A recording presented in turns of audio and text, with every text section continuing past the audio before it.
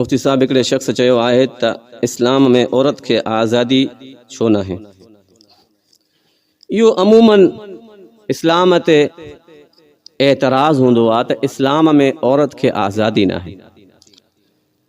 अहिड़े सवाल करण वारनि खां कॾहिं पुछा कयो त आज़ादी जो मतिलब छा आहे, तव्हां आज़ादी छा खे सम्झो था, त इस्लाम औरत खे कीअं आज़ादी ॾे।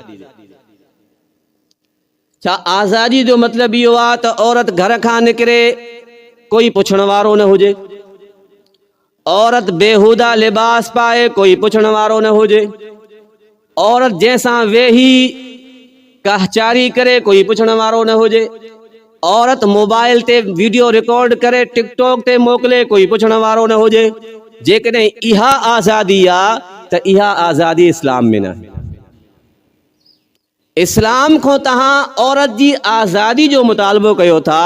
इस्लाम त औरत के बादशाही ॾिनी आहे, औरत के हिक किस्म जी बादशाही ॾिनी आहे। औरत घर में वेठी आहे, मर्द जे मथों लाज़िम आहे सॼो ॾींहुं मेहनत करे उन जी ज़रूरियात पूरी करे। इन खां मथे की ॿी बादशाही छा हुजे।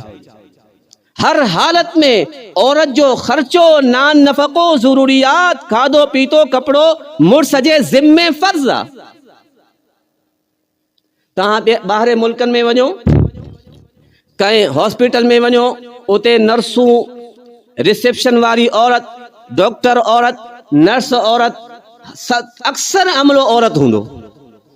शॉपिंग मॉल में वञो, उते तहां खे मुस्कुराए करे तहांजो इस्तक़बाल करण वारी औरत, तहां ख़रीदारी कंदो, तहां के सामान खणी ॾियण वारी औरत, तहां कपड़ा वठण चाहियो था, तहां जे जिस्म ते कपड़ो रखी करे तहां के चेक कराए ॾियण वारी औरत। हाणे उहा औरत छा जे लाइ ॿाहिरि आहे, आज़ाद आहे।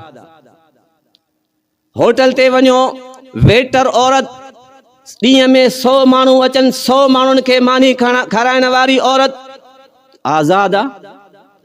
साॻी औरत जेकॾहिं हिकिड़े मुड़स खे मानी खाराए त ग़ुलाम आहे। ॿाहिरि होटल ते वञी सॼो ॾींहुं 100 माण्हुनि जूं गंदियूं नज़रूं बर्दाश्त करे उन्हनि खे मानी खाराए त इहा आज़ाद आहे, ऐं हिते पंहिंजे मुड़स खे मानी पचाए खाराए त इहा ग़ुलाम आहे।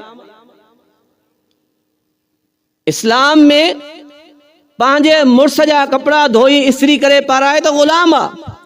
शॉपिंग मॉल में अचण वारे हर कस्टमर के कपड़ा चेक कराए त इहा आज़ाद आहे।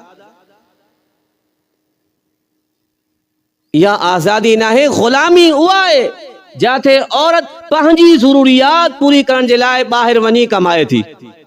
आज़ाद त इस्लाम में आहे, जाते बादशाही आहे, कोई टेंशन ना है। तहां घर वञो, औरत तहां के चवंदी मूंखे कपड़ा खपनि, उनखे ख़बर ना आहे तहां काॾों पैसा आणियो था, कीअं कमायो था। उनखे महीने जो राशन खपे, तहां हलाल कमायो था, हराम कमायो, उनखे कोई गर्ज़ ना आहे। तहां को पुछंदी भी ना तम पैसा काॾों आया, बस मुंहिंजूं ज़रूरियात पूरियूं कर।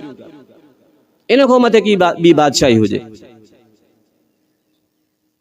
त इस्लाम में औरत खे वॾो मक़ाम ऐं मर्तबो मिलियल आहे। इस्लाम खां ॿाहिरि जॾहिं औरत निकिरंदी, सॼी ज़िंदगी उनखे सिर्फ़ ऐं सिर्फ़ ज़िल्लत मिलंदी, ॿियो कुझु न मिलंदो।